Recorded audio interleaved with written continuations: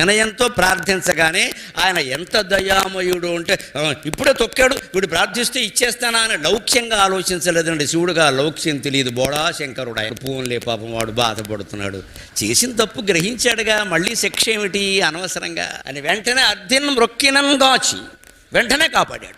మామూలుగా కాపాడటం కాదు, ప్రాక్తన శౌర్యాధికు చేసి ఇదివరకు వాడికి ఎంత శౌర్యం బలం ఉందో అంతా ఇచ్చేసాం. ఏమీ శాపం పెట్టడం కానీ కోపడడం కానీ నా కొండ పైకెత్తావు కాబట్టి నీ గుండె బండలైపోతుంది అనడం ఏమీ అనలేదు. ఈ శాపనార్థాలు పెట్టడం వీరేశ్వర స్వామికి తెలియదు, అసలు కరుణించడం ఒక్కటే తెలుసు ఆయన. ఏదో గర్వించాడు, ఓ దెబ్బ కొట్టాం, అయిపోయింది. ఇంక దాని గురించి ఎందుకు, ఇంక మనమేనా లోకంలో అలాగే ఉండాలి. బంధువులతో, మిత్రులతో, రకరకాల వ్యక్తులతో, వ్యాపారంలో భాగస్వాములతో కొన్ని తేడాలు వస్తాయి సహజంగా. ఆ తప్పు వాళ్ళు ఒప్పుకుని అన్న ఏమనుకోకు ఏదో తెలియక చేశానంటే వదిలేయాలి ఇంకా విషయం. ఇంకా మళ్ళీ మన పిల్లలకి చెప్పి వాళ్ళ పిల్లలకి వాళ్ళు చెప్పి తరతరాల ఫ్యాక్షనిజం నడిపించాల్సిన అవసరం లేదండి. సమాజం బాగుండాలంటే మనం అది పాటించాలి.